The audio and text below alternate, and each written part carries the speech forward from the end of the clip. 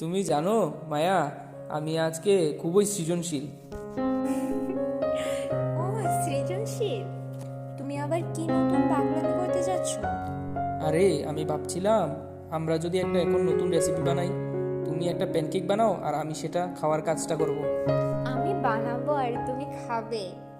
তুমি তো সৃজনশীল হতে পারো, কিন্তু খাবার বানানোর কাজ আমি করব আর খাওয়ার কাজ তুমি করবে।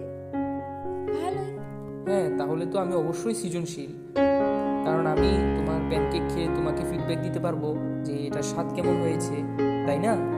আহা, তুমি বোধহয় খাওয়ার জন্য পৃথিবীতে জন্মেছ।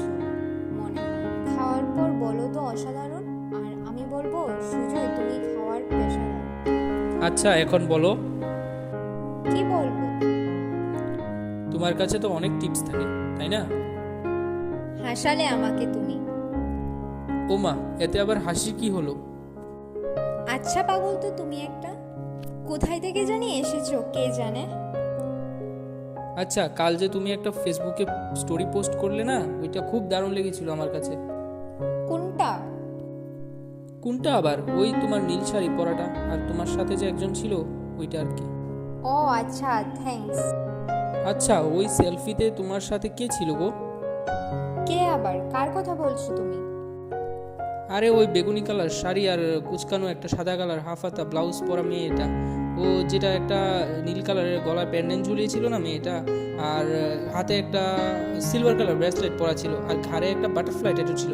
হ্যাঁ, আর চুলগুলি ছিল না হালকা ব্রাউন আর কুকরানো করে খোপায় বাঁধা ছিল, আর নাকে একটি ছোট নল ছিল, আর চোখে হালকা আইলাইনার, আর ঠোঁটে লিপস্টিক ছিল পিঙ্ক কালার খুব। হ্যাঁ, এটাই পিঙ্ক কালার ছিল। ওইটার কথা বলছি আর কি, ওই মেয়েটার কথা বলছি। আরে করলে কি তুমি? পরীক্ষার পড়াও তো মানুষ এত ভালো করে বলতে পারে না, তুমি তো। আচ্ছা, আর কি কিছু নোটিস করেছো?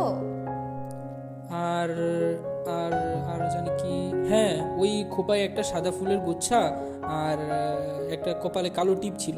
হ্যাঁ। বাবা বাবা, আমি তোমাকে 100-তে 200 দেব এত সুন্দর করে বর্ণনা দেওয়ার জন্য। আর কিছু বলতে হবে না তোমাকে। বুঝেছি, সে মেয়েটা আমার মাস্তুতো বোন ছিল। ও আচ্ছা আচ্ছা, ভালো ভালো, ভালো কথা। তো তা ওর নামটা কি জানতে পারি?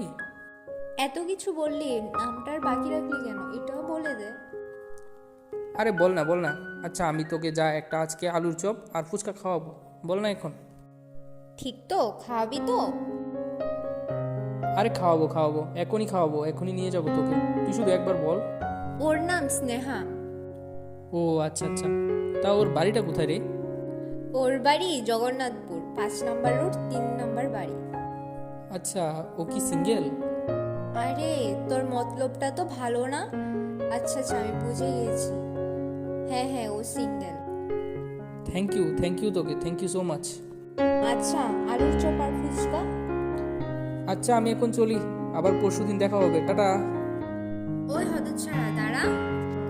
দেখলেন বন্ধুরা, আমার বন্ধুটা যা হয়েছে, আজ তো একটা শয়তান। আশা করি আমার শ্রোতা বন্ধুরা আজকের গল্পটা শুনে আপনারা অনেক মজা পেয়েছেন। অবশ্যই আপনাদের মতামত আমাদের কমেন্ট বক্সে জানাবেন, আর যাচ্ছেন কোথায় সাবস্ক্রাইব করতে কিন্তু ভুলবেন না। আসবো আবার আপনাদের কাছে নতুন গল্প নিয়ে। সবাই সুস্থ থাকবেন এবং ভালো থাকবেন।